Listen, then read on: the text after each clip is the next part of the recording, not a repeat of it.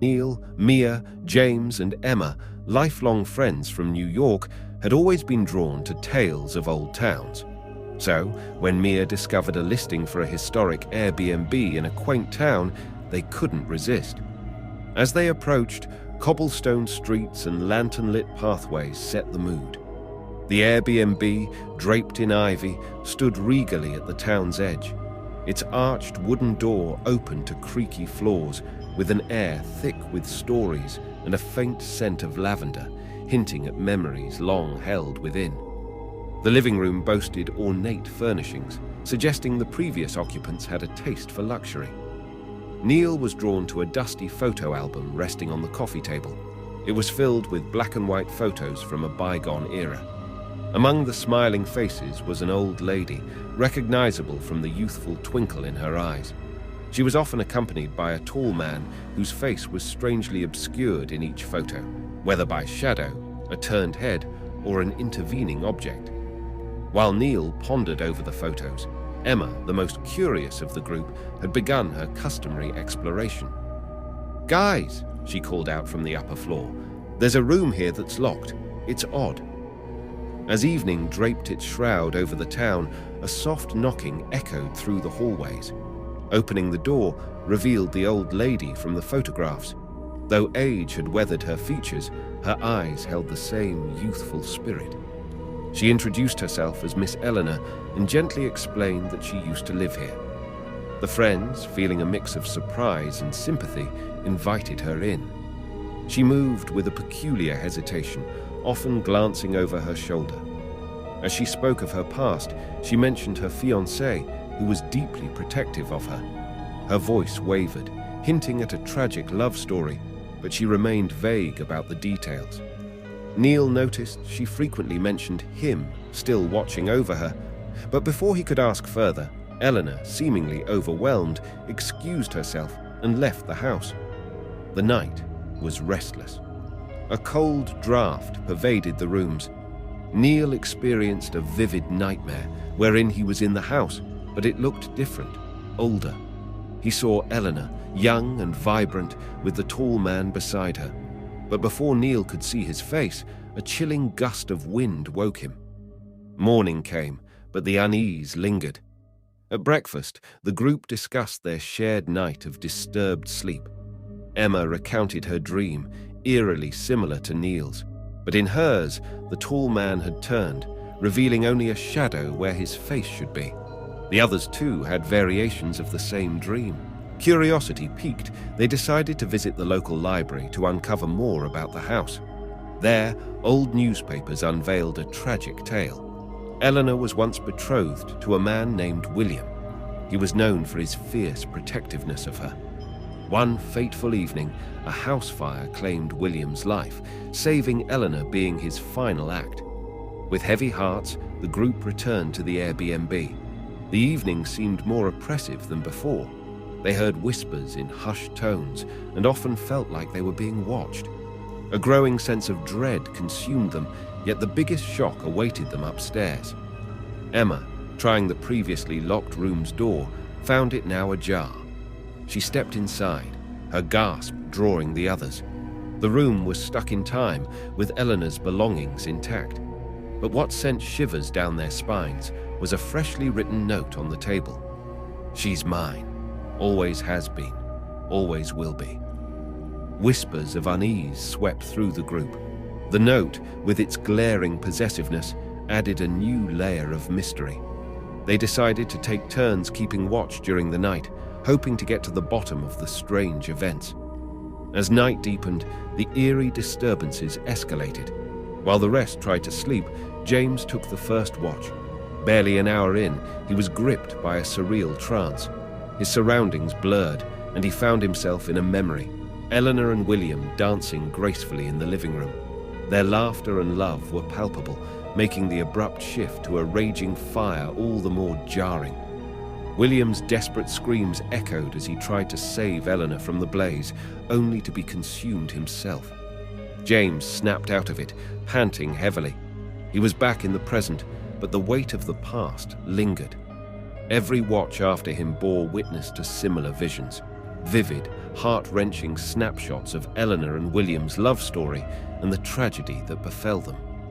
Morning light broke the spell, but the group was far from at ease. They gathered to discuss the visions, each narrating the fragments they'd witnessed. As the pieces came together, a chilling pattern emerged. It seemed that the entity, perhaps a manifestation of William's protective spirit, was forcibly sharing its memories. Desperate for answers, they approached a local elder known for her knowledge of town law. Old Mrs. Perkins listened patiently, her eyes clouding with recognition. "Ah, poor Eleanor," she sighed. "Her love story is one of our town's most tragic tales. And that protective spirit you speak of, that's William, all right. His love was so fierce, so unyielding, that even death couldn't diminish it." She explained how Eleanor, in her profound grief, inadvertently anchored William's spirit to the house. His love, now mingled with anguish and possessiveness, had turned him into the guardian of Eleanor's memories. "But why is he showing us these memories? And what's with the note?" Neil pressed. Mrs. Perkins hesitated. "He's trying to protect Eleanor in his own twisted way. You, as outsiders, are seen as threats. He wants you to understand, to empathize, and perhaps to leave." Armed with this knowledge, the group hatched a plan. They decided to confront Eleanor, hoping her acknowledgement of the past would free William's tormented spirit. But first, they needed to find her. Their investigation directed them to a local care facility where Eleanor had been placed due to her advancing dementia. Yet, staff shared that she often disappeared, always found later at her cherished home on the town's outskirts, seeking refuge in rooms locked in time.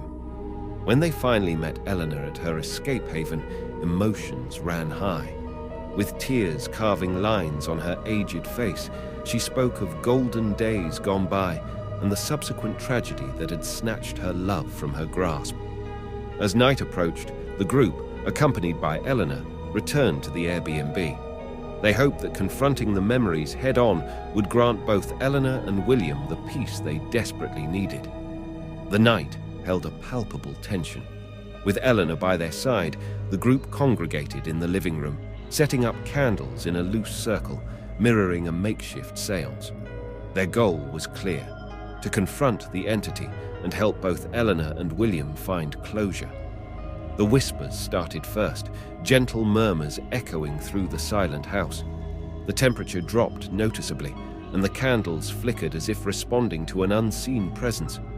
Eleanor began to speak, her voice quivering. "William," she whispered, tears forming in her eyes. "I know you've been here, guarding our memories, guarding me.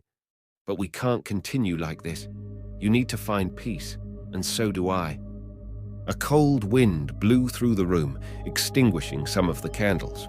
Shadowy tendrils formed in the center of the circle, slowly coalescing into a recognizable figure. William, or at least an ethereal representation of him. His form was hazy, and while his features remained indistinct, the raw emotion emanating from him was palpable. James stepped forward, addressing the apparition. "William, we've seen your memories, felt your love and pain, but this cycle of torment isn't the way.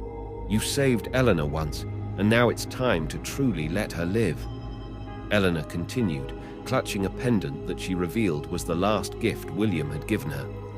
"My love, I cherish our time, but we can't remain prisoners of our past. Please, let's free each other." The room's atmosphere grew even denser, charged with a mix of sadness, love, and desperation. The entity seemed to be in turmoil, swirling shadows depicting his internal conflict. Suddenly, a vision enveloped everyone. They found themselves outside the house, witnessing its transformation over the decades. They saw young Eleanor and William, their love story unfolding, culminating in the tragic fire. They felt the raw pain of Eleanor's grief and the birth of the protective entity. The shared memory was both beautiful and haunting, a testament to the love that refused to wane, even in death. As the vision faded, they were back in the living room. The entity, now less defined, seemed to be receding. With a final gust of wind and a barely audible whisper of gratitude, it disappeared, leaving behind a poignant stillness. Eleanor, now visibly lighter, thanked the group. "I've been trapped in this loop of memories for so long. Thank you for helping me see the way out." Morning arrived, painting the house in a fresh, golden hue. As the group prepared to leave, Eleanor handed Neil the pendant. "Keep this," she said, "a token of gratitude and a reminder of a love story that was, at once, beautiful and tragic." The friends departed, their journey leaving them with memories that would last a lifetime. Eleanor, with newfound peace, finally moved on, leaving the house and its memories behind, but ensuring it remained a place filled with love and warmth for all future guests.